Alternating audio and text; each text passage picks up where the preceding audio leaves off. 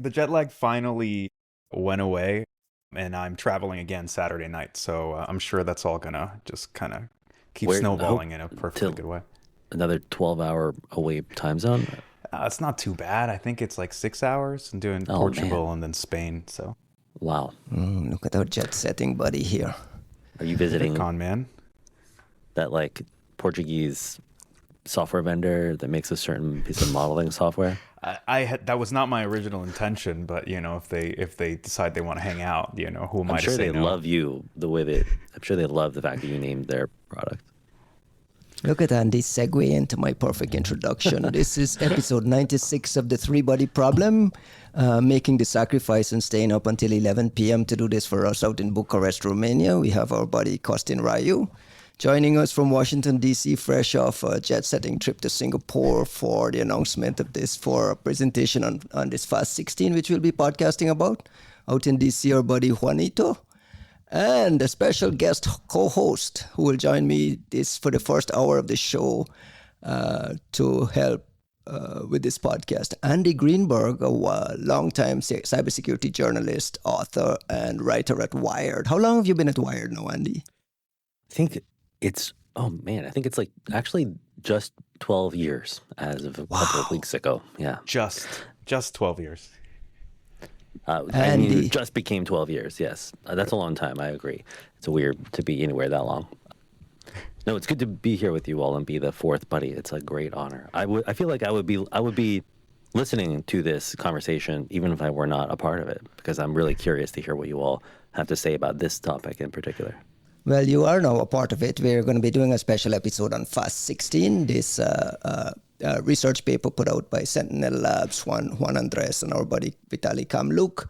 Andy, you dropped an adjoining story on Wired, headline, newly deciphered sabotage malware may have targeted Iran's nuclear program and predates Stuxnet. What triggered your interest in this story? Well, I mean, JAGS and Vitaly came to me with the story, and I feel like that was a...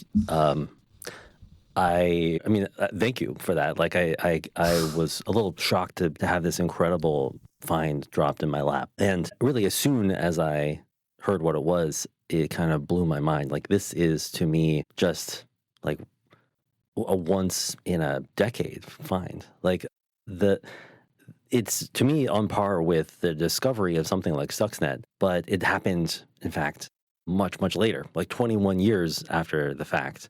So I've just been trying to do my best to do justice to the story and get people's attention to it, because I think it is really like a landmark moment in the coverage of cybersecurity. It kind of rewrites our whole idea of the history of these cyber sabotage operations. Before we get to the details, I just want to flip the script a little bit and help us understand how these stories are pitched to you and what triggers your interest. Like you said, this one landed in your lap. I'm sure you always have a bunch of vendors pitching stories to you that could potentially become a big Wired piece. In this case, this requires multiple interviews, interviewing a bunch of people, doing a lot of fact checking. How long does a story like this take? And what is your thinking when this pitch hits your inbox or someone reaches out to you with this? What is the level it has to rise to before it triggers your interest? If we're going to really get into the sausage making of this, like a SentinelLabs PR person, Josh Schwartz, who I knew from his time at Microsoft and before that at Symantec, I think, like he's a solid PR guy, and I listened to him, and he actually called me, on a Friday, and I thought, like, man, you're not as great as Josh's pitches do tend to be. Like he is a good PR person. I was like, I do not appreciate getting a call on my cell phone ever from anyone, really. So I was, and then I think he was like, I have a story for you, and we've got to get it up on, I think like initially Monday or Tuesday or something and he was telling me about this on a Friday, and I was just, my eyes were rolling back in my head like severely. But then he told me that it was a piece of research from Vitaly Kamluk, who I had to like scroll back in my memory and remember that I met him at SAS, I think at a Kaspersky SAS event in St. Martin. And I actually don't even remember still what the story was that we did together, but I remember thinking like, this guy is incredibly smart. And as was the case with like a lot of the Kaspersky researchers that I met back then, including Costin, like I was just deeply impressed with him. And so I thought like, oh, I see. This is going to be something really technically interesting. And then Josh sent me the paper, and I saw that JAGS was on it as well, which he had not actually mentioned. I thought that would have been a good selling point.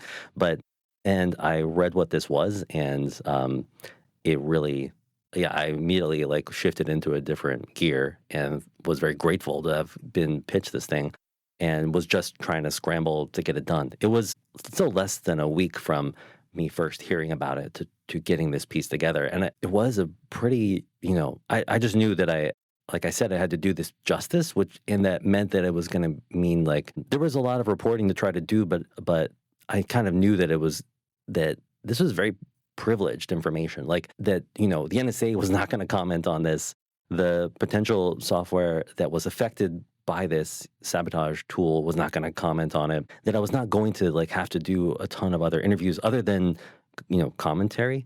But I just felt like I knew that it was going to be just really complex to figure out myself how this thing worked. And it was. And that was the majority of the work of those, just 5 days or so, was just trying to catch up with JAGS and Vitaly on this very, very technical piece of research.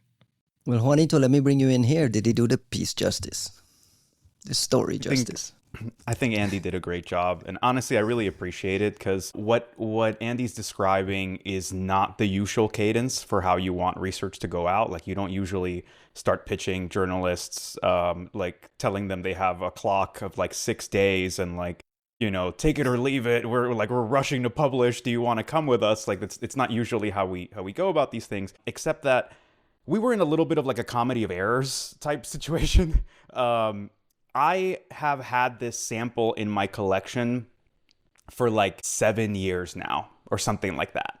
And I've been a little embarrassed that it's taken this long to do something about it. I'd promised a paper about it. And if you guys remember on this very podcast, Costin taunted me about it maybe about January a year 2025, yeah.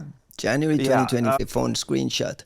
When you say you've had it in your collection for 7 years, is it like you have 1,000 things in there, or you have 5 things in there, and that gives you an itch? I'm just curious. Like, was it always sitting there giving you this itch, or like help us understand? Well, so let me kind of draw that out a little bit more, because for once I don't feel quite so bad in hindsight about being this truant, and it's because it just didn't sit right with me to drop the sample in some unceremonious way to say, "Oh, look, I found it. Look at how great I am. I found it." It's like, what does it do? I have no idea, but I found it. Look at how great I am, right? Like that it never sat right with me. So a lot of us took a look at it. I spent a lot of time on the sample myself. Costin looked at it. Silas Cutler at some point looked at it. There's been a couple of other reversers that have taken a crack at it.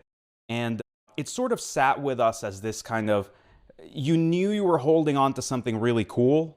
You knew like it was something interesting. And I've had it tatted on me for years. I mean, you've seen it actually before. Maybe you didn't notice, like maybe I didn't like highlight it quite as well, but it didn't sit right with me to just kind of, fling it out there without knowing. And we went about this in a completely roundabout way. So Vitaly had this talk already scheduled for Black Hat Singapore. And the idea was to test out this thesis of mine, which is to say, can we use basically undiscovered or unrecognized or not yet analyzed rare malware samples as hard evals for AI models? So that was the work that Vitaly was engaged in with Gabriel Bernadette Shapiro, and they were doing a great job. And in the process of trying to run those evals, Vitaly started obsessing over the actual Fast16 driver, and he cracks it. And so this was like 2 weeks before the talk. He goes, "Holy shit, I understand what this is. This looks Stuxnet-like." And he calls me in the middle of the night. Like Vitaly's in Singapore, right? He calls me in the middle of the night. He's just like, "Look, man, like I'm not trying to like oversell this, but like there's something really special going on here." And so Andy got pulled in, I want to say 5 days after that, right? Like we had just written the blog. The second it was ready, like Josh was already pitching and like trying to figure out, like, he's like, "I'll take care of the pitch part." He obviously went straight to Andy, which I'm glad he did. And so it's all just kind of rolled in a very tight timeline to get to this Black Hat talk. And of course, Vitaly killed it, as he always does. Let me bring in Costin so the audience hears from him. How did you miss this after all these years? Like, how did you and your How can you put him that way? What do your you team mean? of grand experts, how? That's a very good question, and it only shows actually, although it's not a very big thing, right? It's 300 kilobytes, the whole package, and the driver itself is like 47 kilobytes in size or something like that, which by today's standards is not that big. I mean, we used to have some of the best reverse engineers in the world. You know who they are, like people who analyzed things that were like megabytes in size, and they found like some of the most complex 0 days in there, and pretty much everyone I think missed this particular sabotage subroutine, which again it kind of shows how well it was written. And although we decompiled the Lua part back in the day, so for instance there's this Lua script in there, which is one of the telltales, I think we said that in the past, of highly advanced malware. So like there's all these malware platforms we exposed in the past, like Flame, like Ramsec. They all used Lua in their engines, which is this scripting language initially designed for games. And the fact there was like this Lua engine in there, it immediately, I think it attracted people's attention. And of course JAGS can correct me, but I think that's how he found it originally. By Mr. Lua over here always warning. And I think we did a decompiler for the Lua part. We thought that the logic will be in Lua, but unfortunately the Lua part had the like mostly the replication logic, like the big picture, but all the magic was happening in the driver. And I remember back in the days when I looked at the driver, I saw those strings in the driver, like those version numbers, but I thought that they were like produced by the compiler that compiled the driver. In particular, if I remember back in the days, there was a compiler called Wacom C that was producing them. There was highly popular because Visual C was slow. So like people who were compiling for other platforms, especially multi-platform stuff, like for Linux and other operating systems, they were using Wacom C. I was using this Wacom C back in the days. And Wacom C was producing these strings in there. So I thought that the driver was compiled using the Wacom C, but in reality, those were just search strings that the Fast16 engine was actually searching for when trying to identify that target software. So we missed it, like, which again is pretty impressive that today's tools, and of course that Vitaly also spotted it. I think that also shows how much things have changed in the last 6 years. And I think I told you guys that I took the decompiled driver and I put it in Grok 4.3. I don't know if you guys tested Grok 4.3, because it's like beta, may have even come out after your test. But Grok 4.3 from the C source code of the driver spots the sabotage, which to me was mind-blowing. I was very dismissive of AIs for reverse engineering. I was still thinking, humans are the best at reverse engineering. Some of the best reversers we worked with should have an edge over AIs. But the fact that Grok 4.3 with the agents spotted that sabotage code without knowing what it is, because obviously the story has dropped by that time that I was playing with. And the fact that it says, oh, this is a rootkit. Oh, this rootkit performs like a very interesting thing. It searches for some strings and then it replaces them. Oh, this looks like a sabotage. I was like mind blown by the capability of AIs. And it only shows like things are moving in that direction. So if you're wondering why we spotted it, because we didn't have these tools. And even like some of the best research engineers in the world, we were looking at it. We kind of saw it, but we didn't understand the purpose behind it. And it's also kind of, nobody expected it to be there. Like, yeah, we thought, okay, it's another cyber espionage project, but no one was kind of expecting it to be something more. Andy, which part? There's a lot of elements to this story that raised my eyebrows as I was reading it through the paper and through your reporting. Which part of it stood out to you as like, holy moly? When did the holy moly moment hit you?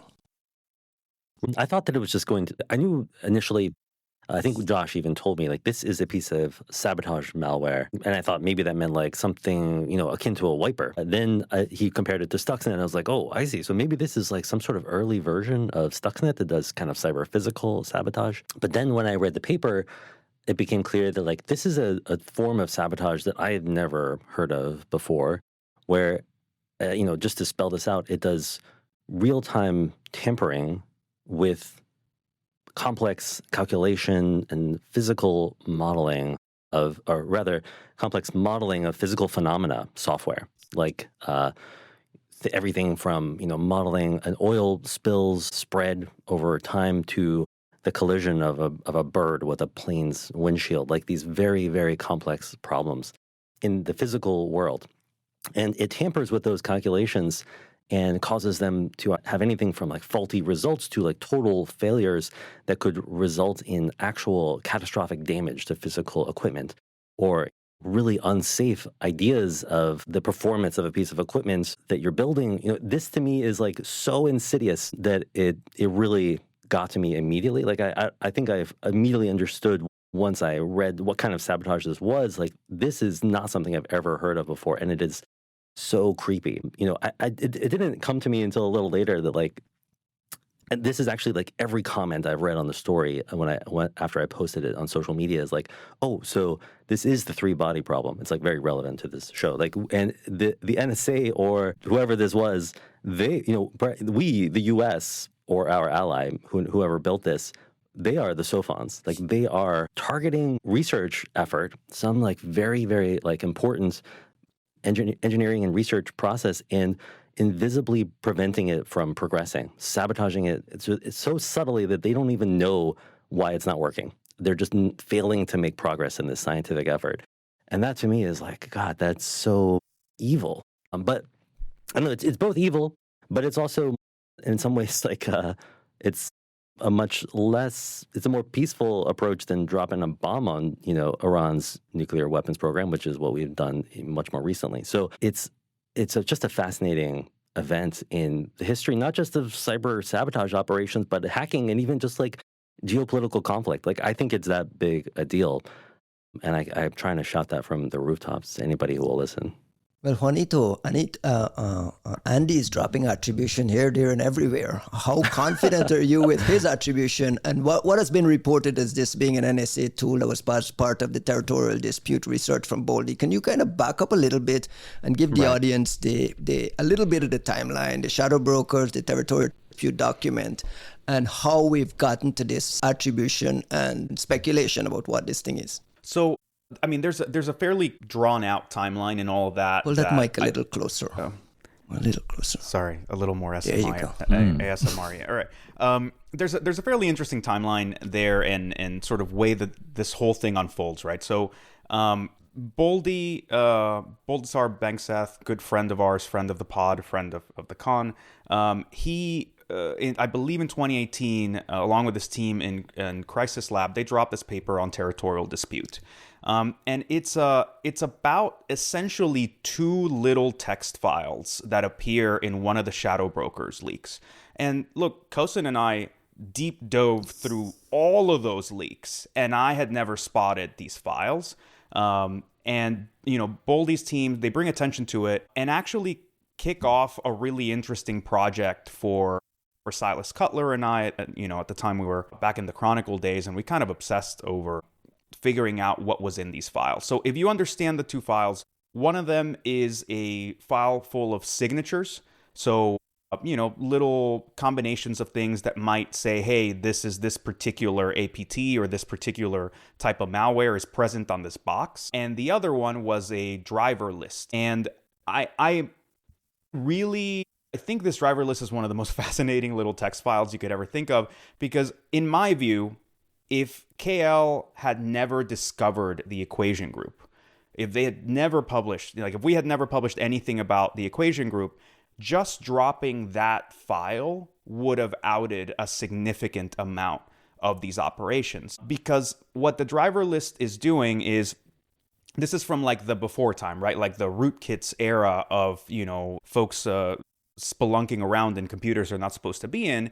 And all of the lines in driver list are essentially the file name of a driver and something that's supposed, it's implied that it ends in .sys and then some kind of instructions. So it'll say like, hey, malware, like back away, or it'll say friendly tool, or it'll say it's an unknown sample. And the reason I mentioned the whole thing about the equation group outing is in many cases, it'll say the name of a file and it'll actually correlate it with an NSA cryptonym. So like it's actually a much better connection than I think a lot of us could have ever hoped to make between certain components and NSA programs.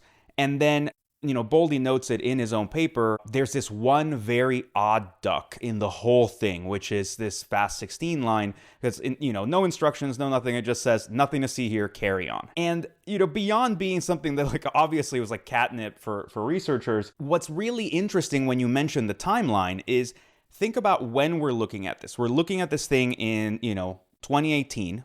Presumably, this toolkit got built, years before Territorial Dispute and whatever was fed into it. Because it wasn't like the latest stuff. It was part of, I want to say like Dander Spritz or something, like some of the slightly older components that were being pushed out.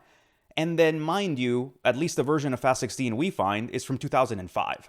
So not only, I guess they're not really aging these signatures out, but there's such a wide berth between whomever put that there for whatever reason, and the time when this actually leaks, and of course by the time that we're looking at it. So when you talk, this is like a very roundabout way of getting at some of the attribution question, which you know me, like I wanna remain objective about it. I'm not gonna pussyfoot around mentioning the NSA. It's more that, look, if I look at this file, the NSA ones have cryptonyms next to them.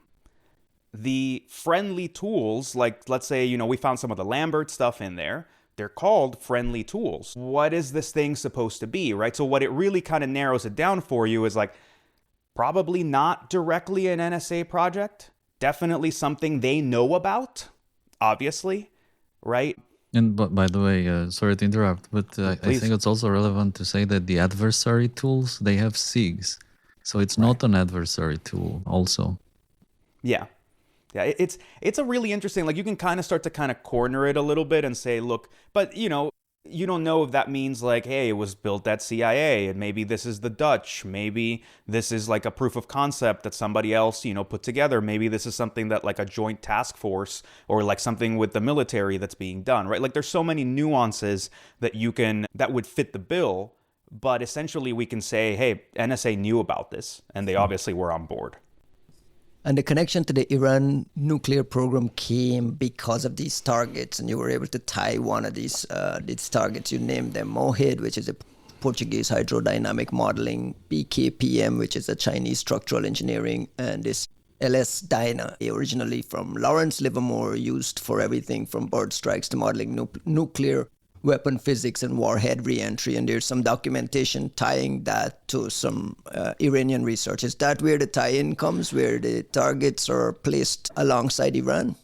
Yeah, more or less, right? And I don't, it's not that I wouldn't go as far as to point at the Iranian nuclear program, but we definitely wanted to stick in that gray zone of saying, look, this matches three different types of software suites that are relevant for the time. And this is something I've been discussing with Vikram Thakur and the folks over at Symantec, right? There is a possibility that some of the strings that match with MOHID and PKPM might actually be byte patterns that are a little more false positive prone than maybe the threat actors realized, right? Like talk about when this is done, right? Like you don't have mega collections that you can, you don't have Clara and you can just run your rule and say, hey, is this going to hit into any false positives? So there's a possibility that like these are kind of PKPM and MOHID are kind of going a little bit down in the rankings right now. Like I'm not ready to call them out, but definitely not quite as high up there. And then you have LS-DYNA, and LS-DYNA is a fascinating piece of software, and it's incredibly useful and extremely multifaceted, but also notable in that it is involved in a lot of these, it's used in relation to a lot of these sort of spicier topics, precisely because you want to understand, right, like how these like missile components will work on reentry, or how, certain explosives will work. And that's where we run into this As we're researching LS-DYNA is how we run into this paper by The Good ISIS, which is still hilarious to me. The Good ISIS about like how we can, they basically went through the research that Iranian researchers were doing for multiple years and pointed out that just looking at that research, you could essentially say that they were violating some of the terms of the JCPOA because they were using certain types of software they were not supposed to be using. So LS-DYNA features kind of prominently in some of that, particularly around the time of this earlier Iran MOHID program, in them trying to figure out some of the, what the right kind of explosives are. But at the same time, and this is where I have to hedge just a little bit, right? It could be the Iranian program. There's reporting that LS-DYNA has been used in, for some of the North Korean missile programs which had, notable failures around that time. You have the Libyan nuclear program around that time, right? Like there's a lot of different ways that, like, I'm not trying to break up the story or to make it a little muddier, but if you ask me, right, like that last mile, it is a form of confirmation bias. It's not the most far-fetched kind of confirmation bias to say, look, the year before a like massively well-resourced, thoroughly implemented, highly classified program was implemented to attack the Iranian nuclear program in a sabotage operation, that this would, it's not super far-fetched to put this as kind of like an early prototype or some kind of like early op that went in this direction, but it's not necessarily beyond the pale that they might have targeted some of these other interesting sites, right? I will just note that that Costin actually sent me a message, I think it was maybe like 2 hours before we were going to publish. And they just said, remember, I told you a lot of missiles exploded in North Korea around the 2000s, and I was like, what does that mean, Costin?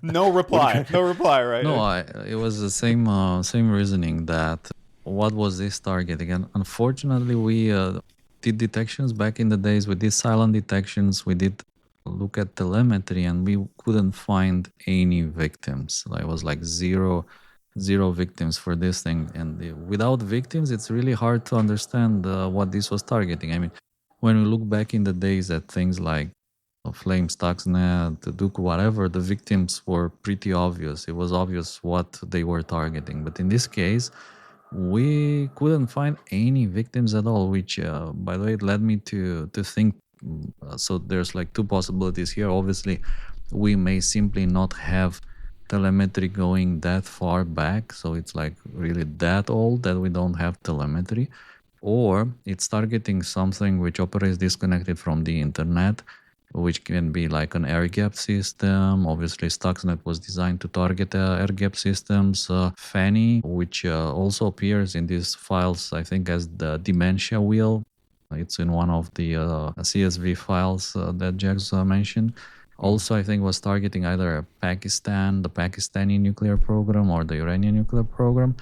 And this one may be targeting either the Iranian nuclear program and some air-gap systems, or how about it's targeting another country which is disconnected from the internet, which may be North Korea. So how about what if it's targeting North Korea?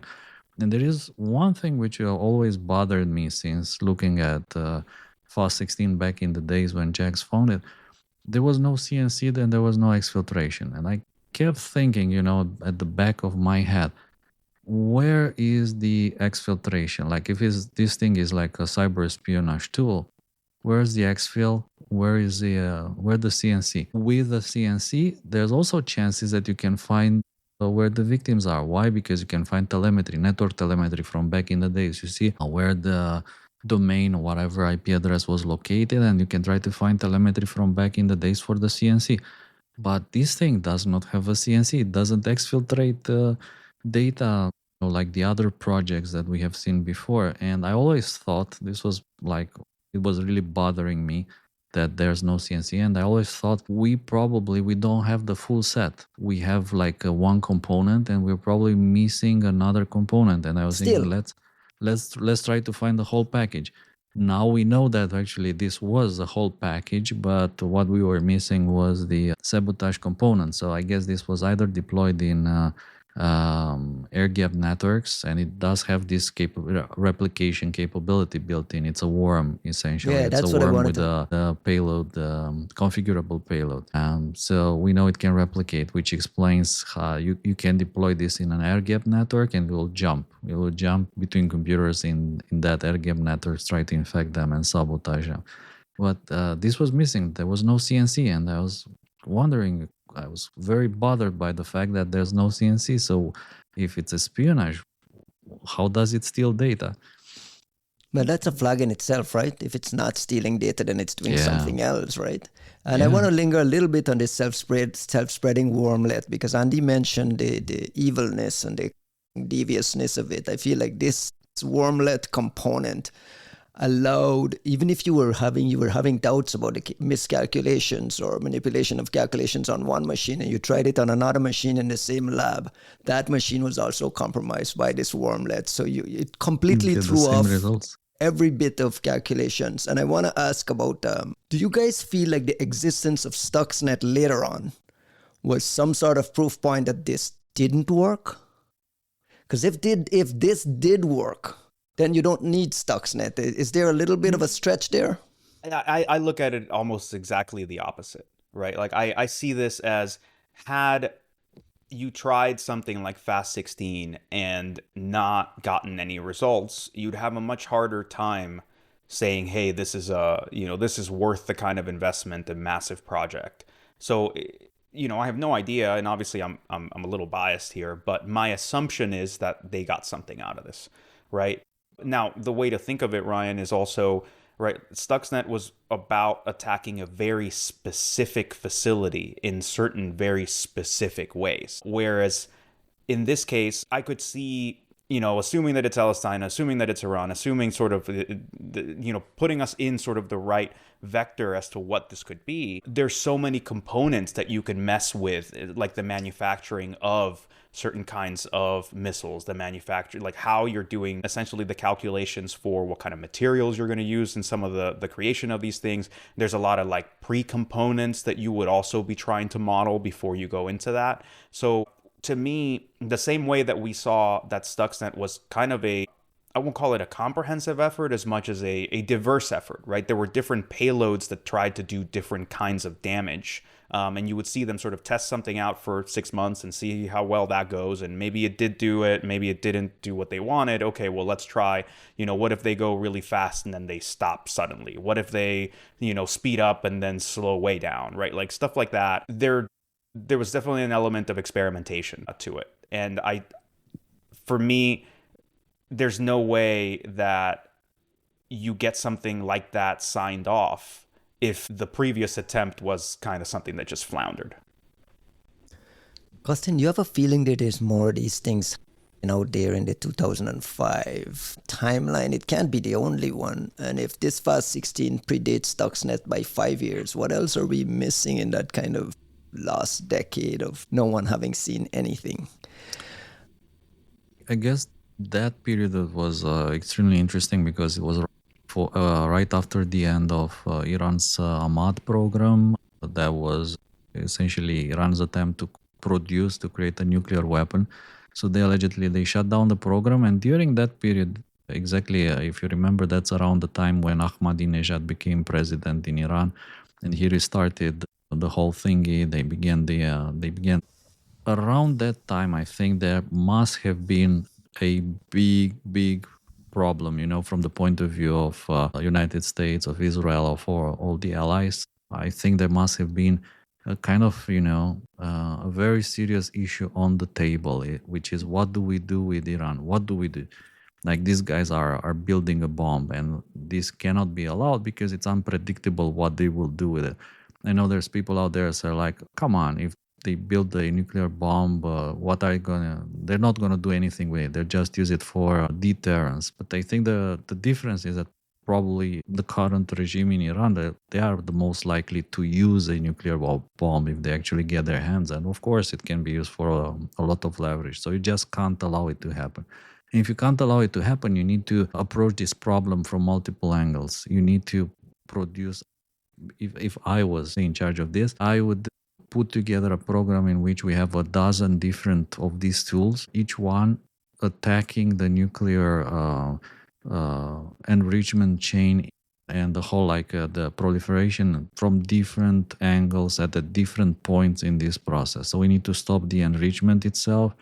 We need to stop their calculations. We need to stop their missile program. We need to stop everything from different angles. And we need to be able to do this at all their facilities. We need to be compatible, let's say, with Natanz. We need to be compatible with Fordo.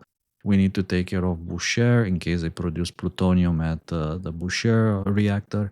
So we need to approach like all this, which from the point of view of your question, it could actually make it quite possible that there were other tools. And we know only of, let's say, 3 or maybe 4. We know of, obviously, of Stuxnet, we know of Fanny, and we know of Fast16, and perhaps some of the other tools we know about, we found over the years, were also related to this. Andy, what are the meat on the, what meat is left on the bones that you'd still like to pick at? Well, now that we're just like having a conversation here, and you all are maybe free to speculate, I would really like to hear who you think actually did this. Please ask them hard questions. Because, I think you were both just laying out in the roots of this territorial dispute the evidence that it may not have been the NSA. It seems like it's somebody, as you said, the NSA was aware of, considered to be an ally or friendly, not an adversary. So it seems more likely that it's some allied agency of the NSA, like maybe another, I don't know, I guess this is what I'd like to hear you speculate about. We haven't, I feel like, said the elephant in the room thing here, which is that it seems like it's Israel, right? Like, and I turn to you all for these kinds of attribution questions usually. So what do you think, like, who do you think actually did this? So my speculation here is largely around not understanding the sort of structures that got pulled into this program and at what part of it they got pulled into it. Because we have some, between Kim Setter's book and the Alex Gibney documentary, you do get some fragments of people saying, hey, so-and-so came to the president and, we said we should try this and we can do that. And, at what point do the Israelis get involved? Do they start this thing or are they kind of pulled into it? And I'll go into the rumor mill here and just, maybe be a bit of a dumbass, but like we've often heard that this kind of, that Lua-based philosophy and toolkit is something that got effectively exported for the purposes of this joint program between the US and Israel, right? So when you look at something like Flame, the way that it's been explained and rumored to me was, look, this is the kind of thing we used to do, and then it became the kind of thing that we did together. And now it seems to be the kind of thing that they do on their own as well, right? Like there's a kind of like odd information, sort of like knowledge transfer that happens in the process of doing this. So at this earliest stage, I don't know. My gut feeling is it's something in the US. I just don't know if it's, if it's CIA kicking the ball, right? Like starting this thing. Is it NSA doing so and trying to be cheeky about it? Is it a joint task force of some sort? Are the Israelis in the room already? But I don't know that if you believe that story, which is about as puff of smoke, sort of DC banter as you can hope for, then my assumption would be is that it's not Israel quite that early in the game. Costin? I don't think it's Israel, and I tell you why. Because the other tools that we may have associated in the past with this country, they all had SIGs, if I remember correctly. They were actually listed in that SIGs file with Flower Shop. There's a SIG for Flower Shop, for all those 27, things. 28. Correct. But this doesn't have a SIG. You guys are doing like this code name kind of inside baseball shit again. We have a bunch of listeners listening and you're like, just kind of like backtrack when you say SIG and Deer and Flower Shop. Like, what are you talking about? Please go ahead. Do what? All right. So, well, Andy, you see what I got to put up with, right? You can talk to Flower Shop, This is my Costin, life, too. because yeah, exactly. I think Costin can speak to Flower Shop better than I can. But so when we were doing Territorial Dispute, like sort of following up on the samples, we figured out, I want to say it was signature 27, but this is I don't quite remember. We found two signatures that correlated with components of something that was not openly discussed, but was known as a platform called Flower Shop. What people had seen publicly is Marian Marszalek did a talk at Black Hat at one point, and one of the things that she dropped were some samples of something she called Cheshire Cat. And those are the only publicly discussed samples of Flower Shop. Where it got really interesting for us is Silas and I found this component in the earliest versions of Stuxnet, which we called Stuxshop, because it was a very early command and control module that used dial-up, essentially, to try to reach command and control servers that was derived from the Flower Shop platform, but was included in the earliest Stuxnet components. And that's actually what allowed us to set sort of the timeline even a little further back than Symantec had, because the component itself, I believe, was built in 2006, even though the Stuxnet part of it was dated 2007, right? So like we're sort of like slowly drawing the curtain back. But to Costin's point, in the NSA vernacular, those had signatures. And as he said earlier, signatures in Territorial Dispute are meant for adversary components. They're not meant for their own. And Costin, is that more or less like a good... Yeah, and this makes me think that it's not that. And also it doesn't have a code name, so it's hard to say. It's not an adversary, but it's also not themselves, like directly. So it must be another agency. I don't know, one of those many agencies, or... Well, what level of classification, right? Like, is this the kind of thing? Is this the kind of thing that, like, you just, it had a code name, Olympic Games, but not the kind of code name that the rest of you need to hear about, right? Like, you do have straps and different levels of classification. Is that more of a... No. Eventually, people who worked on these projects, they retire, they start talking about, so they leak some information. Yeah, that was ours. In my experience, looking at all these old projects, eventually the information comes out one way or another. So you find out it was that, or it was this, or it was us, or it was them. Maybe, eventually this information will come out. But for now, it's like really difficult, because what is interesting in this story is there's no code overlap between Fast16 and anything else that we know about. Maybe there is some code overlap with something else that we haven't discovered yet. One of the things, one of my projects is to, I have like around 22 terabytes of really old samples. Like we're talking like 1996 onwards. And I just want to unpack all those really old samples that I collected back in the days on CD-ROMs, floppy disks, whatever. Try to see if there's any throw similarity. Some tokens at it.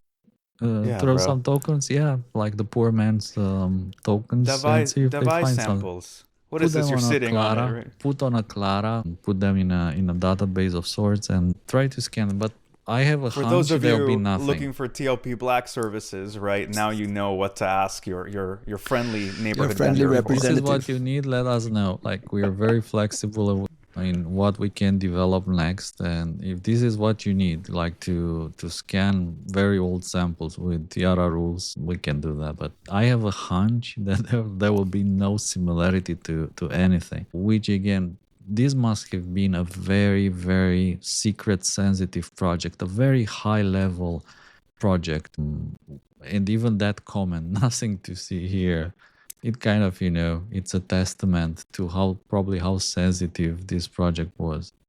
And those were the words that actually put people to look at it. I kind of questioned the decision to put that words, and I kind of questioned the decision to actually put this IOC in that file whatsoever. So there may also be other tools which are even, let's say, even more sensitive, for which the decision was made not to put any IOCs. And I really wonder, by the way, just like the leak of that file in the Shadow Broker's dump must have been devastating. And like, obviously some of the most advanced threat actors out there must have their own antivirus-like solutions, right? For deconfliction purposes. Everyone must have it. The more advanced you are, the more likely you need one of those things.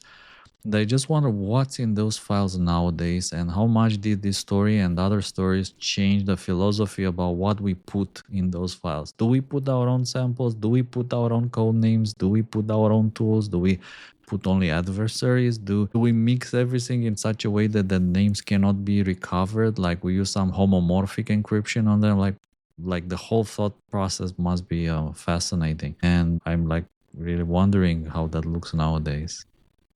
Andy, we just got you for 10 more minutes, so I'm going to make use of all your time before you got to drop. If you were to write a follow-up story of unanswered questions from this story, which direction do you want to go in? Do you want to hear from these vendors potentially? Do you want to, like, what are the meat and the bones for a big follow-up story on this? Well, I almost don't want to tip off any other reporters. I don't know if do reporters listen to the show. I don't know. I do, but Right.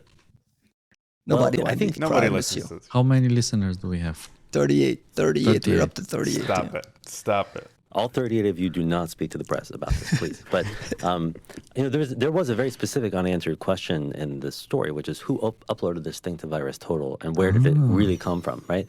Like that is sometimes a pretty good clue about where this thing was. Like where, so like JAGS, where did you find it? You know, It's fascinating. We just talked about this on the last show. Right. And JAGS, I don't want to put you on the spot because I think your answer was like it's not polite to try to out VT uploaders. So I'm not asking you to do that, but it is like it's a pretty clear thread to pull here, and maybe it would help to give a good clue about where this thing showed up, whether it was closer to North Korea or to Iran.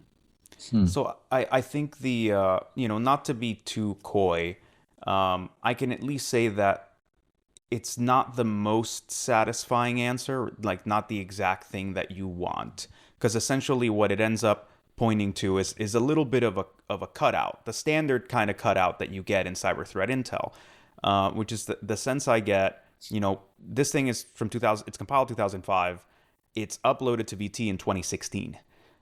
And the best that we could determine, it looked like some security vendor had decided to dump a private collection at some point into VirusTotal, right? So it is. I mean, there's definitely like a little bit more meat on the bone of saying, well, what vendor was it, and do they know more about the story? What and else have hopefully they do. uploaded? Well, and that was I spent some time on that myself.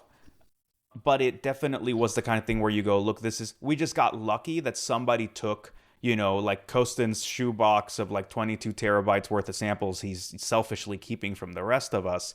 They took it and they were like, well, fuck it, VT, right? And they just threw the whole thing on VirusTotal, and it just so happened to include this like wonderful piece of something very special. So you don't think it's an individual uploader from a specific country? No, I don't think that it is. But to be honest, like even that, like when you're doing this kind of cyber paleontology, which this is not my thing. Like this is one of the first times I've ever had the privilege of like, getting one of these stories. It seems like that you would want to figure out like, who is this Costin like type of person who just keeps this big repository of malware? Where do I go find their like dusty closet and like, ask them like, so wait, where did you get this stuff? And where did they get it from? And you start to trace it back like a real historian to try to find the origin. Yeah. Costin, is there anything around the submitter ID issue that you can jump in on and explain? We spoke about this 2 episodes ago. We went into like detail about how it works and so on. And VT frowns on it, correct? VT frowns on exposing it. Is that accurate? Is that a question to me? I guess Juanito just ran away. You don't know. No, I was a bit distracted by something else, which has been bothering me as well, by the way. And I think it's also something that probably is bothering Andy as well, which is what exactly was the sabotage? Because we know it was trying to sabotage some kind of mathematical computation platforms, right? Even by looking at the instructions, it's actually replacing fragments of code, and the coded patches in there. It does some kind of FPU operations, correct? With this like floating processor unit. And I think it's still a mystery exactly what the sabotage is. I mean, Is it a sabotage the fact that now what previously calculated to 0.05, now it is 0.049997? Or is it like some, and how is this actually sabotage actually transforming into practice with whatever project was being computed? Does it mean that when they calculate, let's say, a certain pressure or like a certain speed, instead of 1,000 kilometers per hour, it says now 900? And if you build like whatever system missile that flies at 900, actually doesn't work out. So to me, this is one of the still like the big mysteries which in this story, which is what was the sabotage? Like how big was the sabotage? Was it like just like a tiny fraction, or was it like a big, and how, and whenever you design such a sabotage subroutine, how do you make sure that it doesn't get detected? Because if I calculate something, I don't know, let's say I want to calculate pi, and if my calculation of pi doesn't look like other people's calculation of pi in the first 1 million decimals, then something is wrong. So is it like the sabotage, the 1,000,001 decimal in a very sophisticated computation? Like, to me, this is still one of the mysteries. I'm curious what Andy thinks. Like, what do you think the sabotage Juanito, you're was? muted. I do think that's like of course, like knowing exactly what kind of sabotage this was is incredibly important. I'm not even like, I guess maybe that could be technically discovered by, like, I'm just guessing, if you could run this thing on a Windows machine from 2005 and like actually just, I don't know, do some sort of like real-time analysis of it. I'm sure you all have tried this kind of thing.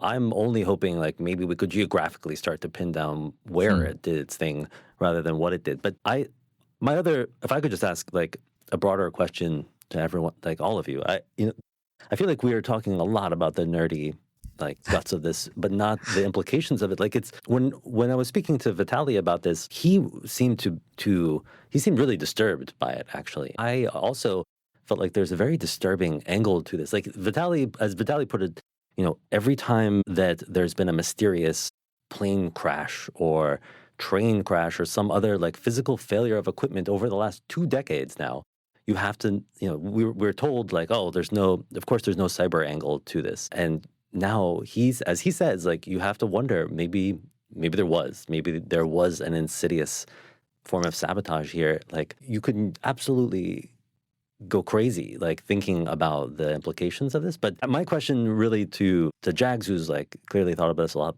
but also Costin and you, Ryan, too, like, is, how paranoid should we be? Like, should this make us distrust computers on some new level? Conspiracy Ryan will step aside now because you don't want to hear me. Go ahead, Juan. No, the deeper thought about the fact that these tiny miscalculations in the supply chain way earlier could be the cause of some of this malfunctioning things, plane crashes and so on. And I think Vitaly's point is very well made there.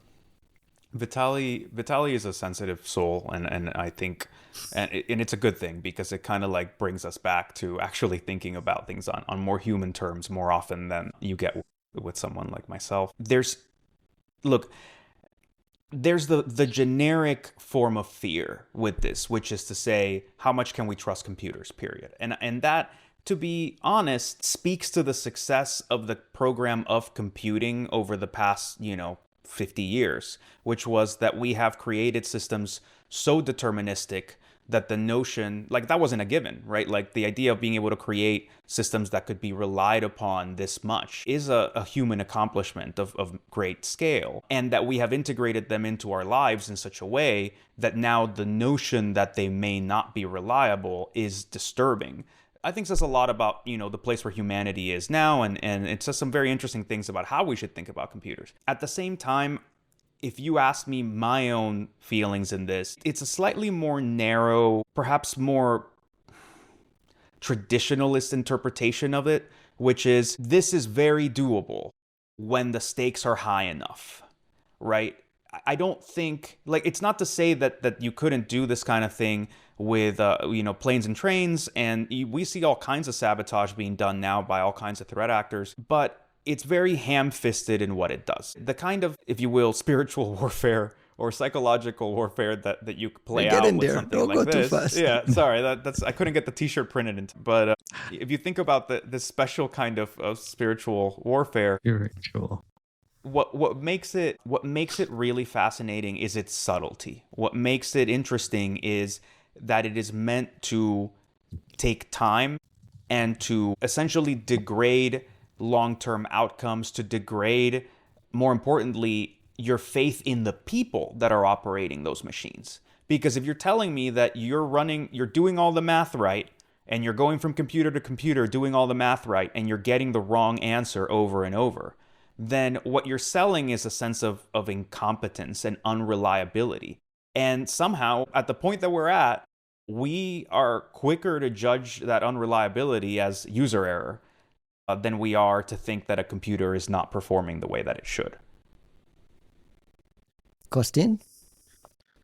So there's one thing in this story which makes it a bit different from others, by the way. If you remember, Stuxnet was a very precise thing. It was extremely precise. Before it launched any kind of sabotage on those particular targets, it would check for a very specific configuration. So the chance that Stuxnet was accidentally doing something else would be zero, like impossible. This, however, is a bit different. To me, it feels like there's a different, either it's a completely different philosophy here, or it was not designed by the same people who came up with the idea of Stuxnet. Because the people who came up with the idea of Stuxnet, they were extremely concerned with any kind of potential kind of collateral damage. Here, as you are saying, still we don't fully understand what happens with the patch software. I mean, I say it would be fantastic for scientists to get their hands on that LS-DYNA version 960 or 970. We don't know exactly which one was targeted, but it must be one of these two versions of LS-DYNA.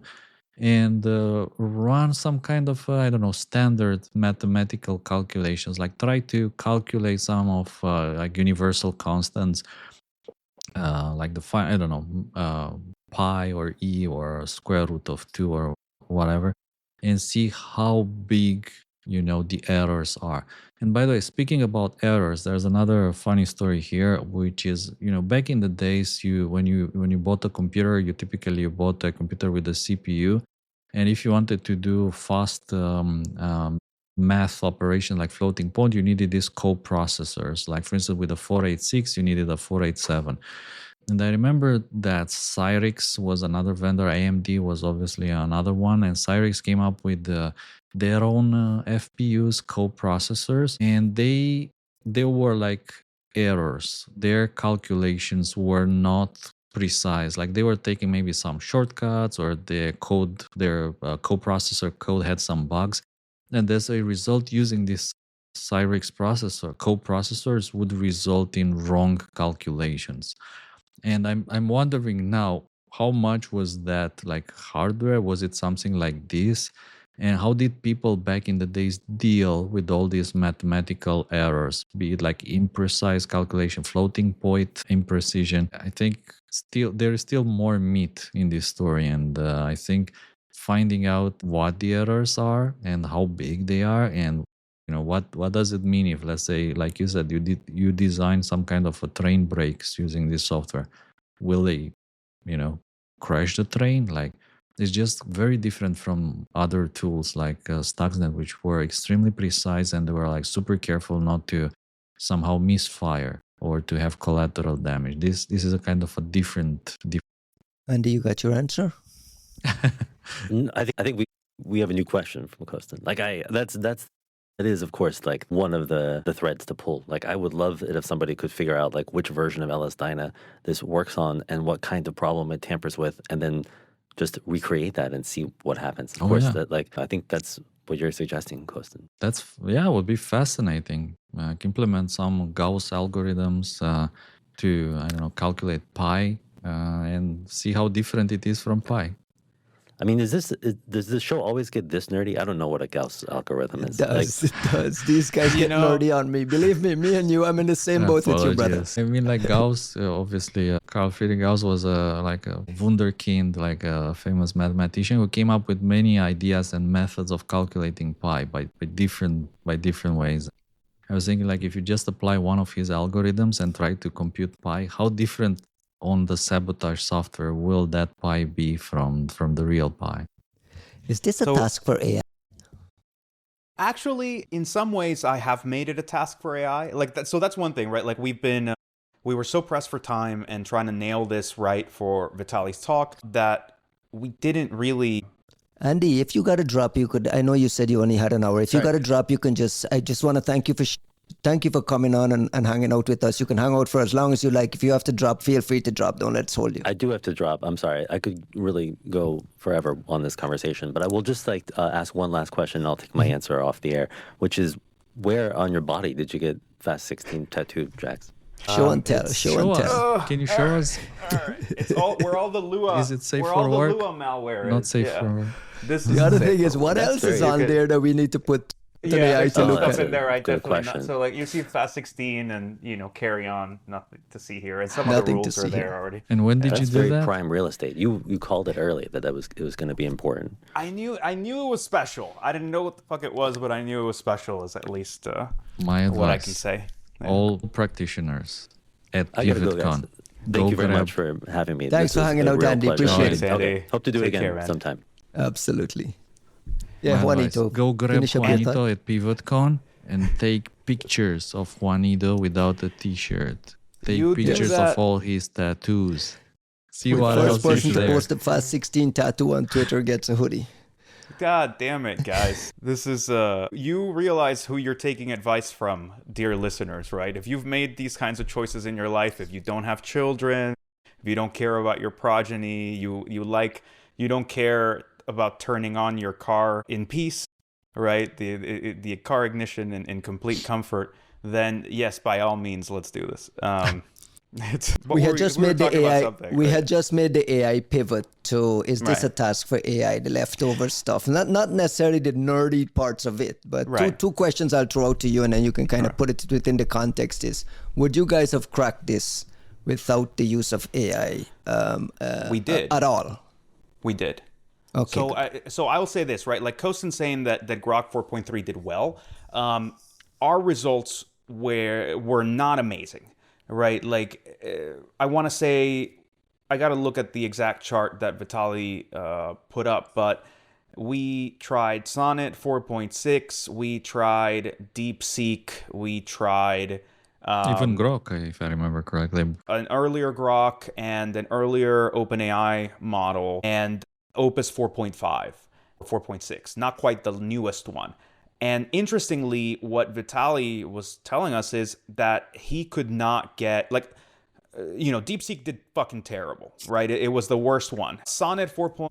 Whatever had a literal conniption where it was having this sort of a performance anxiety where it just would not actually do the work and it was fighting with itself, which probably means it hit some kind of underlying guardrail of some sort. And then so all of them did kind of okay and poorly, and then the OpenAI model kind of found some stuff but not really. And then what's interesting about Vitaly's experience with Opus is that it didn't find the thing on its own, but it was open to Vitaly walking him to it. And once Vitaly kind of led the horse to that pond, it drank, right? Which is very interesting when you consider that the other ones didn't, right? That's the thing about these statistical engines that we're talking about as if they are intelligent, is they largely are machines that are meant to move towards a high probability space. So what did all of them do? We showed it an early kernel driver that was malicious, and they all immediately said, well, this is a rootkit, right? And that's the same thing that we all did as researchers. Most of us looked at it and said, well, this has got to be a rootkit. I don't know how it's a rootkit, but it's definitely a rootkit, because what else is a kernel driver from this age going to be? So it's interesting to note that the tools kind of suffer of the same maladies that we do, and it takes some of the smarter ones to just have the openness to look away from that bias and be led towards something. I'm really curious about what Costin's saying about Grok, and frankly, I mean, we need to try Opus 4.7.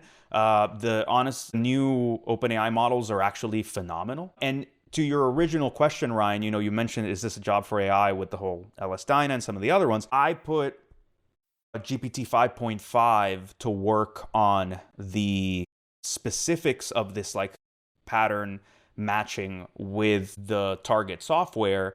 And I mean, it's done a phenomenal job. Like with PKPM, it was telling me the names of the functions in Fortran, which was like x87, as you were mentioning, Costin, that were doing these calculations and like things like that.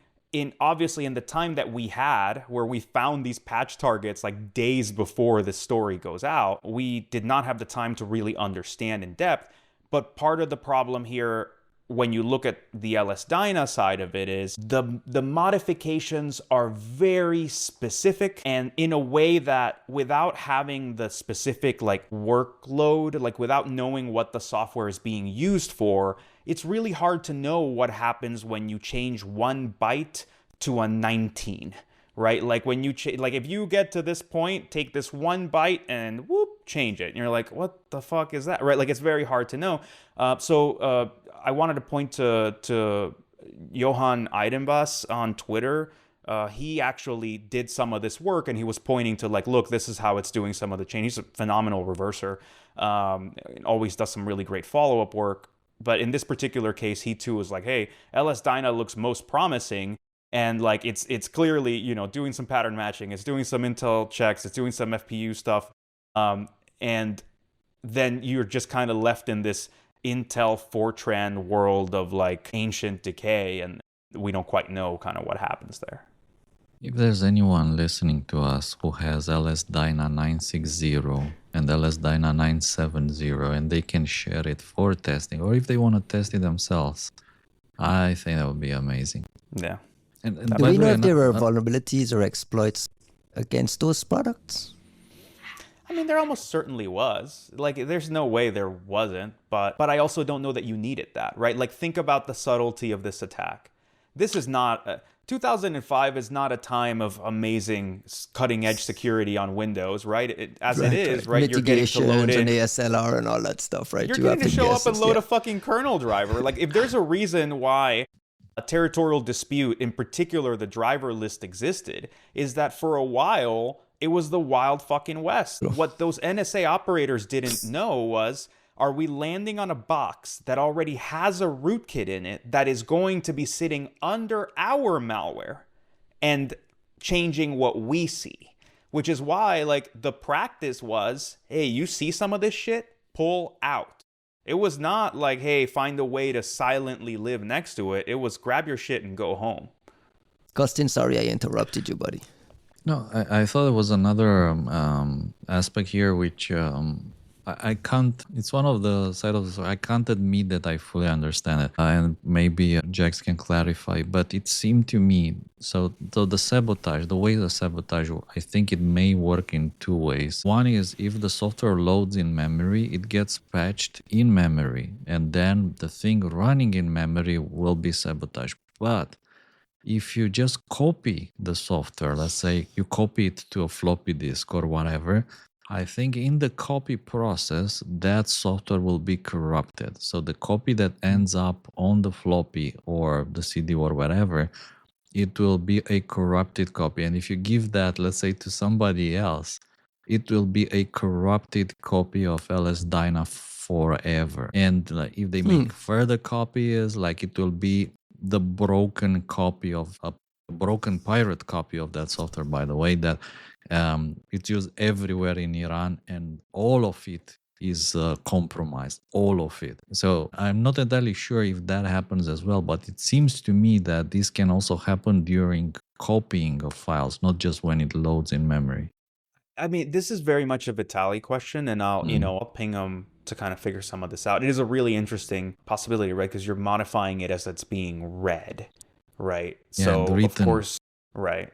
I could see it happening. I don't know, and this is the kind of thing we could probably test for.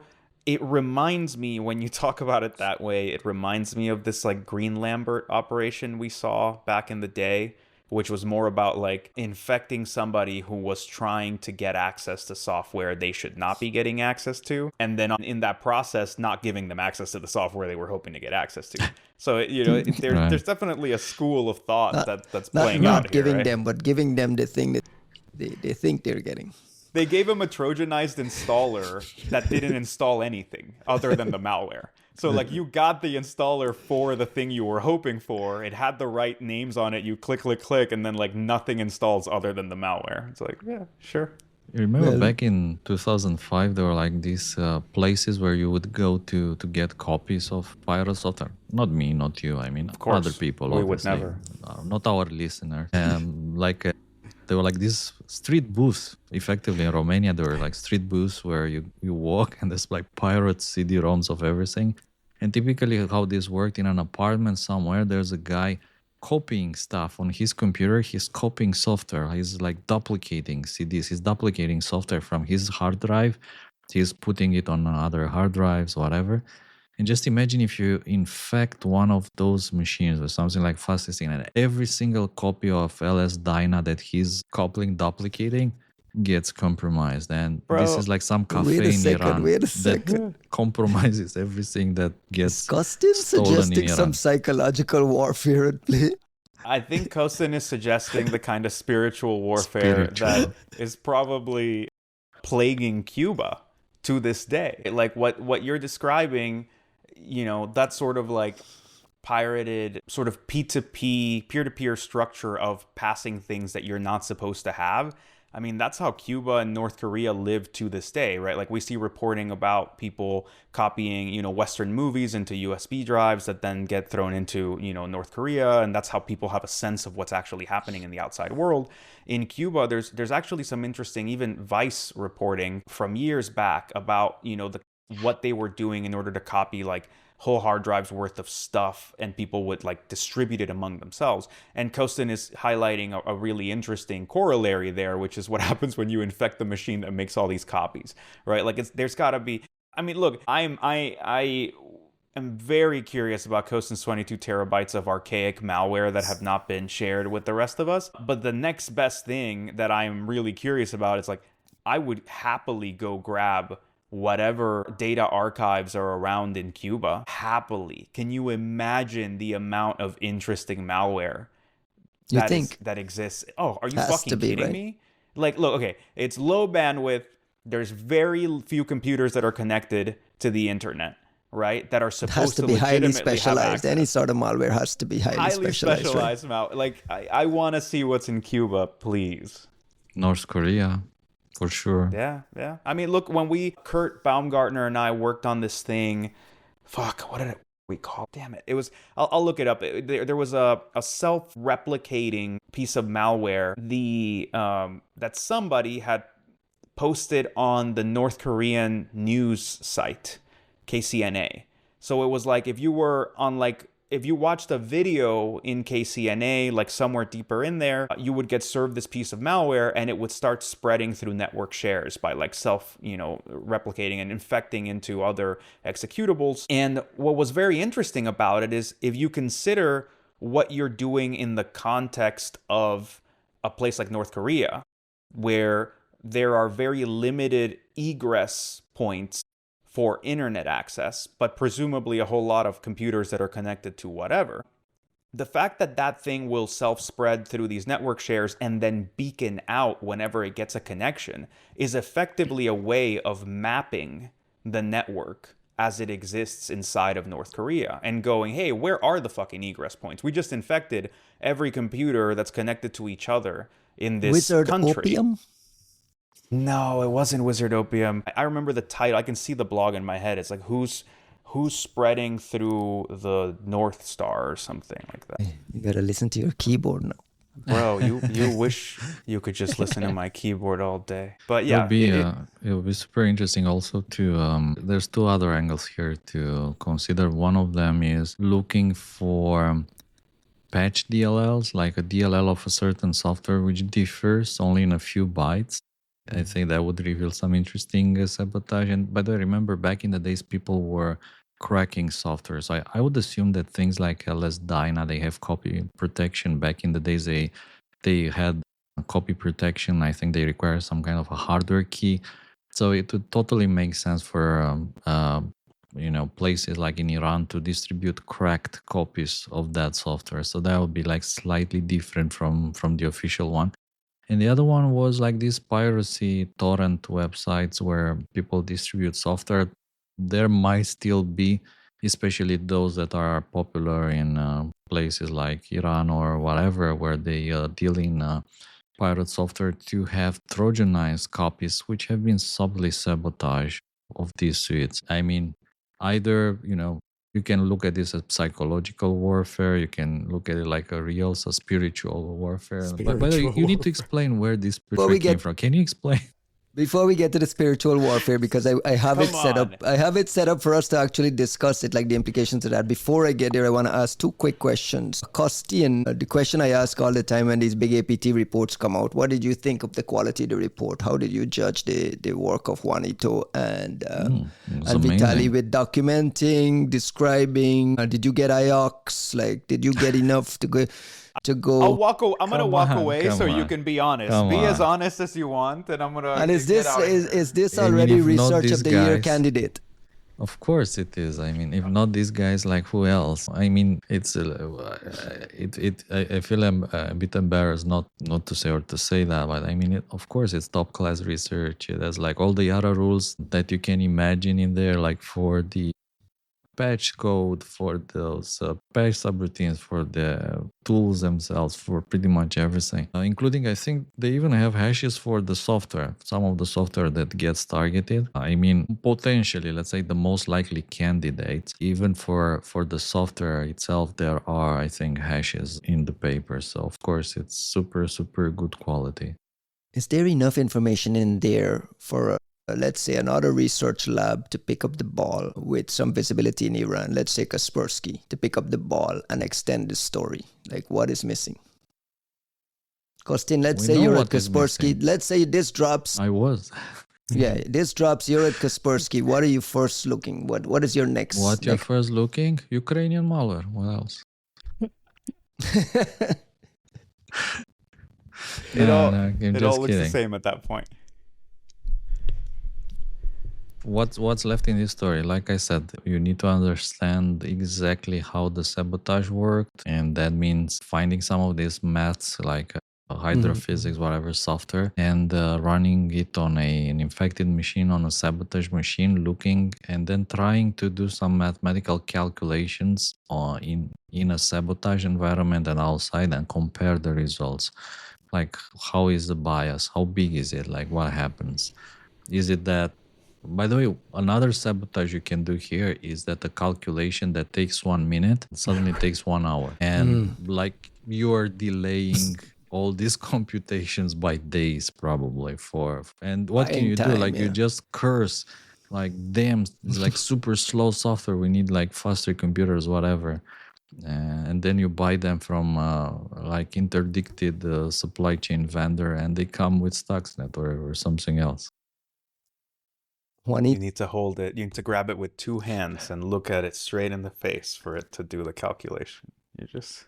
You know what would be the most amazing, like the most funny thing in this story would be for one of these Iranian companies to come and publish their own analysis and like spin it in a totally different direction, proving it was something else, or proving that it was exactly doing that, or how it worked, or like I said, it's the internet cafes or the poison torrents or the whatever. I think that would be the funniest angle possible, would be for some Iranian companies like Padvish or one of the other Iranian companies to publish an analysis. I think that would be super funny. One thing that someone called out on Twitter was like the remarkable nature of a US headquartered company putting this out with the kind of attribution that Andy talked about. It's a question that has come up on this podcast forever about Western companies not reporting on what purports to be Western malware. I don't want to put you on the spot, but I have to ask the question, like, what were the equities going into the decision to go live and public with this? And did you get any sort of pushback internally? Like, well, how does that play?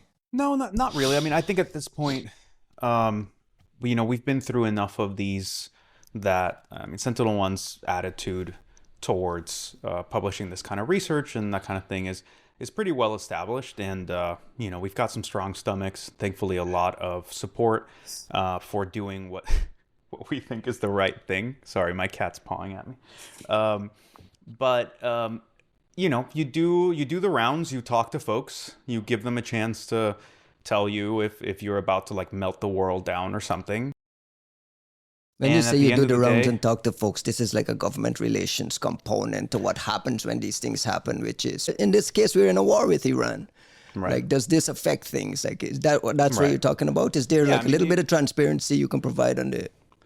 I mean, I think that's about as much transparency as I would provide into the process. But to say, right, if you want to be responsible, you say you're a researcher and you're not out to like fuck with people's ops or put, country in a bad place, then yeah, you go talk to these people and then you say, hey, you give them a chance to tell you what's up or to, admit that they can't, but to tell you to maybe slow your roll, right? Right. And that obviously didn't happen. But I'll also say this isn't one that I even thought about as that level of concern because it's fucking 20. It's old enough to drink. It's the malware is old enough to drink. At this point, you're in the glory phase, right? Like you're in the part where you go, hey, somebody really deserves some credit for doing some pretty cool shit. And, they're probably not going to be able to take it until we see some like Sanger interview out of nowhere where someone, sources somewhere in a bar in DC, state that this and that is what happened, right? Well, when you say it's old enough to drink, I wonder, there's always a question, which I think is extremely important when you're in this field, which is how much does this reveal about current methods? And can you be 100% sure that it doesn't expose any current ongoing operations, be it against Iran or whatever? And I think it must be extremely a very complicated process in which you try to look at this old enough to drink tool set from 21 years ago, and then you try to look at the current things and ask yourself, what are we doing the same way? What are we doing with the same methods like that could be somehow exposed by this research? If, let's say, there's no connection whatsoever, it also raises a question, how sophisticated are today's operations? Like, at what level do they happen? Do they happen like in the router when you copy LS-DYNA over, let's say, a compromised, interdicted Cisco router? Does it change the software on the fly as it goes through the router, or as you download it from somewhere? Like, what are the current sabotage methods? I mean, that's not even conspiracy. That's just like, what cool shit are these guys doing? Yeah. And you can imagine there's all kinds of cool shit. What's interesting? Okay, so if we kind of get a little. Let's speculate a little more broadly, and to the point of what Costin is saying, right? Like, okay, we're definitely not burning ongoing ops, but there's similarity in methods for sure. I wouldn't be looking to Iran. I wouldn't be looking to Iran at all. I would actually be looking at China, because if this is like the archetype of a certain kind of attack, it's the kind of attack that I would be wanting to leverage at a frontier lab, at whatever Chinese lab is training models right now. Because, I mean, think about it, right? Like, those are the most valuable computer workloads people are investing into. They have to be highly precise. They're of national importance. And clearly, it's in the middle of like great power competition. So we didn't design it this way. We were not trying to optimize our spiritual warfare to go into any particular minds. But if there's somebody that I would expect to be really spending a whole lot of time staring real hard at their like illicit hardware, it would be like DeepSeek and Minimax and, or what is it called, Moonshot or whatever, who have to rely on these massive expensive computations as a matter of like survival in this great game. Something we mentioned before, if you remember, we were discussing how feasible is to sabotage, let's say, NVIDIA chips, like some of the modern NVIDIA chips that you're selling. You have to ask, right? You have to wonder. Yeah, and how do you design a sabotage chip that messes up the training, the inference, whatever? it must be a fascinating.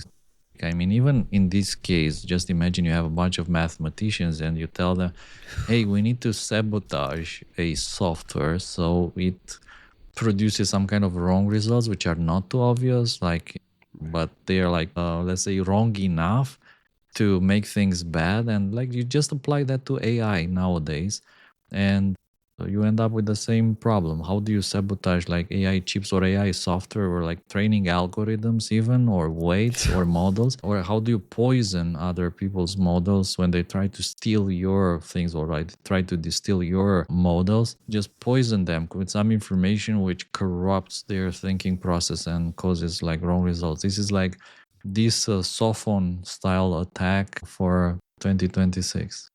I think you can go to Lawrence Livermore, precisely where the place where the software started, and ask them how you want to do it. I think it's really interesting when it comes to models in particular, because they are, I won't pretend to be somebody who really understands sort of like the math and the dynamics of what goes into making a frontier model, but it's important to remember that it is essentially a sort of like compression mechanism. And a lot of discussions around the hallucination problem apparently end up coming back down to points where like that compression was not implemented in, was not properly implemented, where you might have certain errors and whatnot. So like I am really curious about what you can do that essentially degrades a model in a subtle enough way where you're not going to immediately be able to tell that it's not going great. But, like the everything's perfect until like the 800th token, and then all of a sudden it just starts kind of like getting a little wonky, right? Like that wiping databases, having a mental breakdown. It only, it only corrupts the paths that are like for Chinese tokens, right? Like there's so many ways that you can fuck with this. But by the way, you still didn't answer what I was saying. Like you keep mentioning spiritual warfare. Like yes, I want to just pivot to this now. Tell us. Juanito, subsequent to the release of your paper, we got a long, detailed analytical piece from our friends at Antiy Labs, which is this Chinese anti-malware company, that in one breath says, compliments you guys for having brilliant research, but at the same time accusing you of performing spiritual warfare, psychological warfare on the people of Iran. And their thesis is that the timing is kind of a smoking gun for them. The report drops now during this heightened area of conflict, and they're accusing you of, doing a military parade of U.S. capabilities, which is kind of what we're talking about now, using this kind of Stuxnet narrative to say, hey, we even have better tools than those, and they go back even longer. Did you get a chance to read it? Does that surprise you that Antiy pops out all of a sudden with this? I mean, it surprises me, and like, we didn't publish this expecting this to rise to the level of like political intrigue in Chinese but you just circles, mentioned China like 15 minutes ago, and now maybe now you see the implications. Yeah. I get it. And to me, this sounds more like people in China are being asked to answer questions they're not ready to answer. And, they're not happy that somebody put something out that's making their lives a little bit harder. It is a really long-winded way of saying what it says, right? Like I mean, of course I read it because I was expecting it to say that we made a mistake. And like, apart from them not liking the title for saying 5 years instead of like detailing in like numbers of months, I guess, how much older it is. I don't really see anything substantive where we'd go, oh shit, like we fucked up. We need to go like correct this thing. So it was kind of like a bit of a cliffhanger. Like I was reading every sentence going like, where is it? Where is the part where we kind of went wrong? And I think we just went wrong by publishing it at all. It honestly took me a bit to understand the nature of their complaint, because it never occurred to me that I would be performing a patriotic duty by burning a potentially American operation. You know what I mean? Like, it's the ultimate, like, damn it if you do, damn it if you don't kind of shit, where you're like, there's just no winning, right? It was like when people would look at KL and be like, hey, you guys don't publish on Russia. And we're like, what about all these? We publish on Russia more than anybody else. And they're like, no, you guys, no. You're just doing that because the Russians told you to. And you're like, all right, cool, man. But yeah, in this case, it It was a very strange reaction. There's a when I little bit say- of legitimacy there, though, with the thoughts. You remember the last question from Andy, which was Vitali's kind of like, my brain is always worrying now whenever a plane crashes, right? Yeah. This is this kind of like showcasing of capabilities that could do a certain thing. And the spiritual, psychological warfare that sets in when you realize that someone has these capabilities. We've accused the Chinese of using, what was the name? Tianfu Cup to showcase their capabilities at zero-day exploitation. I'm not their fucking therapist. I'm not here to make the Chinese feel better. I'm not here to manage the CCP's like reactions to American technology. If they don't fucking realize that the US government could turn their computers inside out if they so wanted to, then that's at their own peril, right? Like that's a fucking, if you want life to just feel a little soft and fuzzy and that way you're just going to pretend that there isn't this like 9,000 pound gorilla standing next to you and you're talking shit all day long, but like, yeah, we're dependent on each other. We are in a symbiotic relationship. I don't think that it's appropriate to go nuts on like pro-America jingoism against China the same way that I don't think it's reasonable or advisable for the Chinese to flex their muscle against America. And to be fair, I don't think that they do most of the time. I think the Chinese are actually fairly measured in how they handle their relationship with the US. We tend to be the ones kind of poking at them a little bit more, but at least looking, taking this back down to the level of what matters to security vendors, what is within our realm and within Antiy's realm.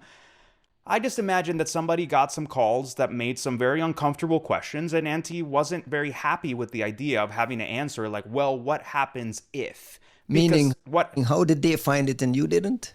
This kind of like pressure? I mean, that would be the ideal for me to like feel good about myself. But no, I think in the sense of, hey, you're defending this, Kimmy and Moonshot and Miniman. What are they called? Sorry, the vendors, Moonshot and DeepSeek and so on. And, how are you protecting against an attack like this? And I, too, would be pretty hard-pressed to answer how I'm protecting against an attack like this, especially when you consider that a lot of the hardware involved is not gotten in legitimate ways. It's modified, it's not stolen, but at least white-labeled. It's, there's somebody at Supermicro with a fucking blow dryer, like switching stickers on it. Yeah, I don't know that you can speak to the integrity of the hardware. So, and we've always been told that there's GPU resident malware out there, that successful operations have occurred in this way. I've never fucking found them. I don't think Costin's ever found them. So if they haven't found them, then they have a lot of uncomfortable questions to answer. Costin, what did you make of this long Chinese Antiy report? Like, why would they go to this length? Well, I think there is something It's fucking personal. hilarious, and I recommend It's everyone so read funny. it, by the There way. is something going on. Like the other thing, they have a Personal. beef with Dakota, I think. Yes. They hate her, They apparently. call Dakota, for the record, is a man. They call Dakota a she or her. They just misgendered Dakota the entire way. It's okay, Which, right? yeah, maybe on It purpose. suggests maybe an a lack accident. of familiarity, right? But- Like, I don't know. We don't know. For the purpose of the audience, Dakota Carey is a member of SentinelOne, SentinelLabs team. He's been on this podcast. He tracks the Chinese ecosystem. Yes. By the way, he was on our podcast when I was relaxing under the Santorini sun with that So often wonderful happens. T-shirt. He had the wonderful T-shirt. So I did read it, and the kind of papers that Antiy is pushing out, they're all fascinating. They're fascinating from several points of view. First of all, they're fascinating, I think, because the person or the persons writing these papers, they seem to come from a certain kind of a background and training. You must have learned either this kind of style of reports in school somewhere. Could it be military school, like, or spiritual school, like, I don't know. But surely they teach this somewhere. And the reason I say that, because I've recognized some of the things that we were being taught back in the days in the old communist times in school. You learn the dialectic, People brother. who speak a certain language, they got better grades, they got promoted faster, they became like a group commander or detachment commander if they praise the supreme leader, things like that, you know. And like if you know how to use the words and the language and all that, it had the same tone, right? It had the same document tone, had the same It's tone. apparatchik type. That's the word. Talking, Yes. right? Yeah. I mean, that's what I would call it, because it's to your point, Costin, right? Like the dialectical analysis that they like. You might as well say, you know, a Marxist approach to understanding this. Marxist approach. What is a dialectical approach to understanding these sort of the intrinsic characteristics of ultra capable cyber threat actors, right? You're talking about it's very CCCP coded, right? Yes, of course. The other thing here is you can feel the conflict.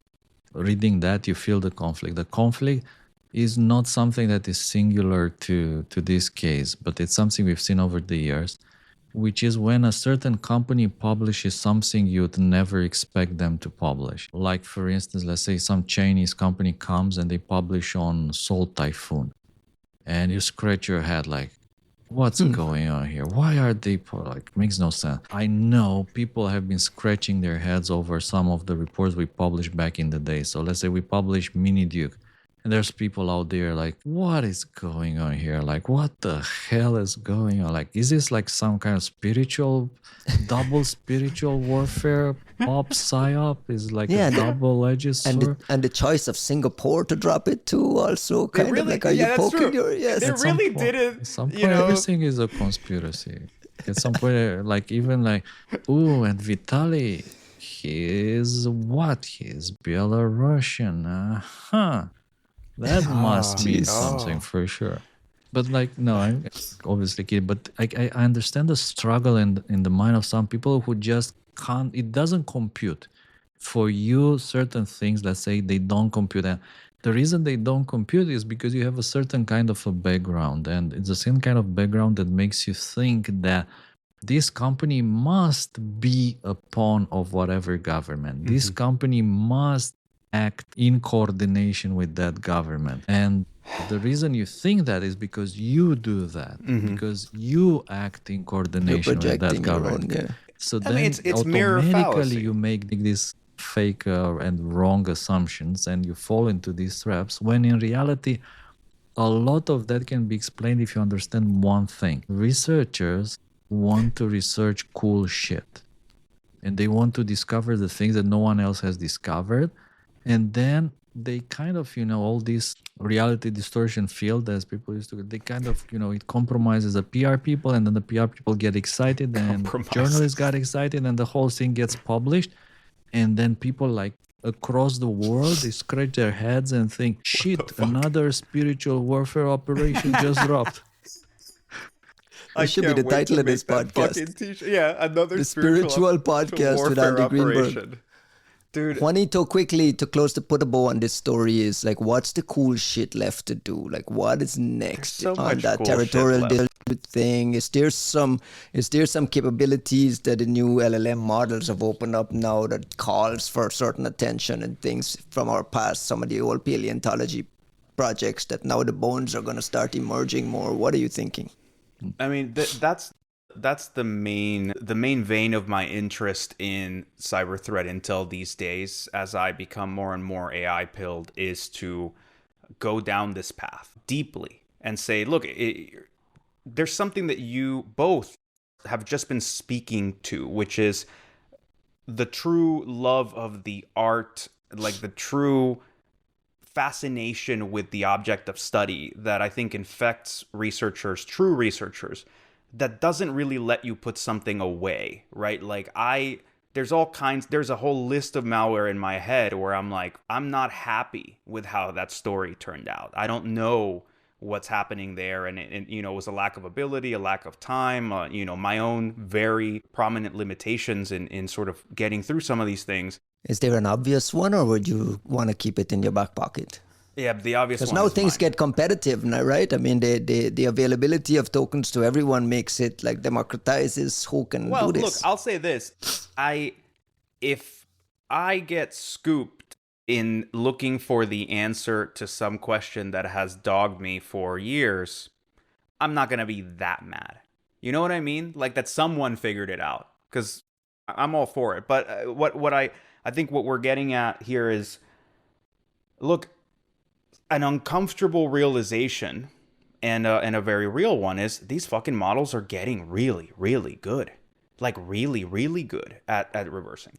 Are they so good, and do we know how to like use them properly that I can rely on them autonomously researching? No, not yet. Right? Something like this, it still eludes them. They're very helpful when you give it to a Vitaly Kamluk. Like if you park a so true Mark Dowd was expert, telling us last week, right? Yeah. Like, look, these are toys for, like, I have a thesis that, like, look, I was sort of a little out of it yesterday. I was sort of thinking about things. For a moment, I kind of spent a while sort of cackling at the idea that essentially AI may ultimately be the greatest unwilling humanitarian mission we had no intention of embarking on ever. If everything goes to shit in the next 6 months, the bubble pops, the fucking economy tanks, we never get mega gigawatts of electricity to do any of this shit. People stop training models because, you know, it's just too expensive, and why would you, right? I think, and you know, maybe we don't realize grand value in the sense of having God emerge from the machine or having superhuman capabilities come. At least we took the time to create a macro, lossy, compressed representation of all human knowledge that we had been able to put forth up until this point, and in large part have made it readily available to the global south, Africa, Latin America, etc., places that were never worth the investment of the greatest intellectual capabilities that humanity had to offer. And I think if that is the dystopian future, that's the most like deflating, bubble done popped, outcome out of this whole thing, I'm gonna laugh my ass off at the fact that like billionaires and trillionaires actually did something for the underprivileged few, or the underprivileged many, just unintentionally. They didn't really mean to have a DeepSeek out there or a GPT OSS 120B that may someday power a great deal of thinking in places that we'd never would bother with. But that might be the ultimate legacy of it. And, you know, sorry, that was a mega It's getting long, spiritual on us. My spiritual warfare, it cuts in all directions. Costin, what are some of those old bones that you're excited to pick at now that we've started to see the implications of what the models offer beyond what you could have done in the past? I mean, like, it's always kind of a conflict. Do you want to look at old stories, or do you want to look at new exciting things that are happening every day, especially nowadays with like some of the most recent advances? It's like raining every day. 0 days left and right. There's like so many big stories, and of course I am like the biggest fan of paleontology. At the same time, I feel that there's a lot of components, like old stuff that we don't have, they're missing, and some of them are of course disappearing from the internet. So there's like a lot of old stories which were never complete. Without, I hope I'm not spoiling anything, but I know Thomas Reed is dropping a book probably soon, which has some really cool stories in there. And as far as I know, some of his stories are touching some of the stuff that is available. Some people may know about, but it's never been analyzed or talked about. Sorry for being vague, but I don't want to ruin his book, obviously. So I think that would be like interesting to see when the book comes out, if people jump on it. At the same time, I remain with my opinions that a lot of people, they don't want to touch these things, either because of their previous work or because of, I don't know, classifications or like the kind of things they are holding at the moment, so they don't want to get in trouble. So it feels like many people just avoid these stories, and instead they focus on safe stuff, be it China, North Korea, whatever. Lame shit. All right. Some is lame, but some at the same time cool. is very cool stuff, especially when it comes, I don't know, North Korean IT worker operations or their cryptocurrency exploits. There's always super interesting stuff. And I feel that we haven't heard enough lately from Salt Typhoon, those kind of people that were like, again, people who hacked into JD Vance's phones or like messages, and we haven't heard anything about them lately. What are they up to, by the way? What are you guys doing? All right. Let's close the show with some shout-outs. While you guys thinks about your shout-outs, I want to shout out Vitaly Kamluk for incredible work and an amazing presentation in Singapore. I want to shout out Kim Zetter for providing a lot of the reporting and the context to help us understand all of this. Recommend go reading her book, Countdown to Zero Day, The Story of Stuxnet. And one last thing on my mind, what was it? You guys dedicated this to the memory of Sergey Mineev. I saw a beautiful photograph on X. I want to shout out to Sergey Mineev, who helped to pioneer a lot of the hunting techniques used in this project. Juanito, close the show with some quick shout outs. I mean, one for the road for Mineev of all folks who would have loved this kind of work. Shout out to, the folks in Singapore, man. We had a really wonderful time out there. Black Hat USA has a tough way to go trying to catch up to Black Hat Asia, where you get to have lunch at a different Michelin-starred stand, like hawker stand, downstairs of the conference every single day. Every day was Michelin-starred, curry or, what have you. So, yeah, if Black Hat USA is awful as it is, having that Black Hat Asia as a comparison, right, is just brutal. But yeah, it was a wonderful time as always to go to Singapore and there's to a Pizza Hut by the Mandalay, right, by this Black Hat entrance. Yeah, if you're lucky, you might be able to get a hot dog or something, The LabsCon call for papers is open, by the way. We should mention that quickly. LabsCon CFP is up.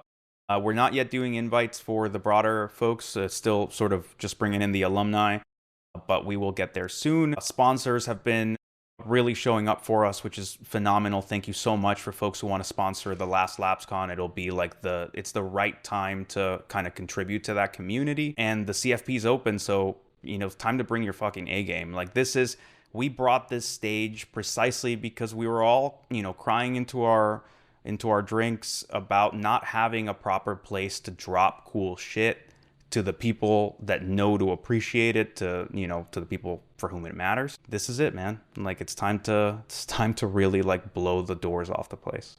Before Costin closed the show next month, Juanito and I will be at the Echo Party in Miami conference. You're keynoting the conference. Miami is a great place to be. I'd love to help those folks promote the conference and get some people to head down to Miami. Yeah. It's a vibe. The Echo Party folks are a vibe, and I strongly encourage you to. I'm not going for Miami. Show. I'm going for the Echo Party folks. Like, let's be abundantly clear. Costin, finish it up. Don't forget to try the Cuban sandwiches in Miami, which I may even dare say that they are better than in Cuba. Oh. And like the coffee, the small coffees, how did you call it? Colada. Oh, that was amazing. Shout outs to our good friends at PivotCon. PivotCon is next week, so I will see some of you there. I'll see you there. One of the most interesting events of the year for me because of all the talks that, they're like very strictly control, like TLP Red level talks. TLP Black will be there sponsoring PivotCon. Myself and my colleague Dan will be there. Very nice. Nice. The official Palinka provider. Palinka Dan. The official Palinka provider of PivotCon. Right. We'll have t-shirt, we'll have stickers, so come talk to us about that if you're into that kind of stuff. And of course, shout outs to the eternal Mr. Baldy, who is super okay in my book with his famous Teddy paper. The best. And if you haven't read his Teddy paper, this would be about the right time to do it. And I wonder if he'll ever do an update to it. That'd be cool. Time might be ripe. Let's leave it right there. We'll catch you guys next week, guys. Happy hunting.